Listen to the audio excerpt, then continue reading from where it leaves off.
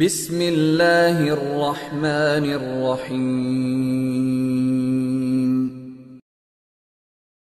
شیطان کے وار سے بچنے کے لیے اللہ رب العزت کے پیارے حبیب صلی اللہ علیہ وسلم نے ایک ایک بات ہمیں سمجھائی، کھول کھول کے بتایا۔ اس طرح کرو گے شیطان آ جائے گا، حملہ کرے گا، تمہیں ورغلائے گا۔ نبی علیہ السلام نے ارشاد فرمایا کہ آدمی اگر کھانا کھانے بیٹھے اور بسم اللہ نہ پڑھے تو شیطان اس کے کھانے میں شامل ہو جاتا ہے۔ اب دیکھیے شیطان کے نقب لگانے کے کون کون سے راستے ہیں، اللہ کے محبوب صلی اللہ علیہ وسلم نے ان راستوں کو کھول کھول کے بتایا۔ لہذا کھانے سے پہلے کی دعا پڑھنا، بسم اللہ پڑھنا، یہ کتنا ضروری تاکہ ہم شیطانی اثرات سے بچ جائیں۔ جب کھانے میں ہی شیطانی اثر شامل ہوگا تو صاف ظاہر ہے جو طاقت ملے گی وہ بندے کو گناہ پر ہی آمادہ کرے گی۔ تو کھانے سے پہلے بسم اللہ پڑھنے سے شیطان کھانے میں شریک نہیں ہو سکتا، بلکہ ایک صحابی تھے وہ پہلے بسم اللہ پڑھنی بھول گئے، انہیں درمیان میں یاد آئی تو درمیان میں انہوں نے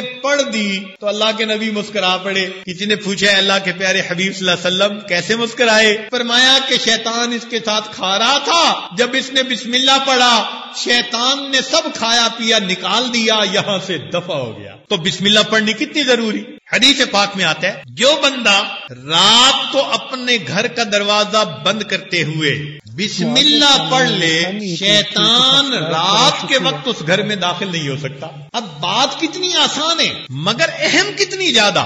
جب بھی انسان رات کو گھر کا دروازہ بند کرے تو بسم اللہ پڑھ کے ہی بند کرنا ہے نا، تو بسم اللہ پڑھ کے گھر کا دروازہ بند کر دیا، اللہ نے شیطان کو گھر میں داخل ہونے سے روک دیا۔ اب اکثر گناہ راتوں میں ہی ہوتے ہیں، تو معلوم ہوا کہ جب گھر میں شیطان آیا ہی نہیں تو ایک تو رات کے گناہ سے بچے، دوسرا تہجد میں اٹھنا آسان اور فجر کی نماز میں بھی اٹھنا آسان، شیطان جو گھر میں نہیں ہے، ورنہ تو تھپکیاں دے دے کے سلا دیتا ہے۔ حدیث پاک کا مفہوم کہ جو آدمی فجر کی نماز کے لیے نہیں اٹھتا در حقیقت شیطان اس کے کان میں آ کر پیشاب کر جاتا ہے، جس کی وجہ سے اس کی آنکھ ہی نہیں کھلتی۔ تو بھائی شیطان کو روکنے کا کتنا اچھا طریقہ۔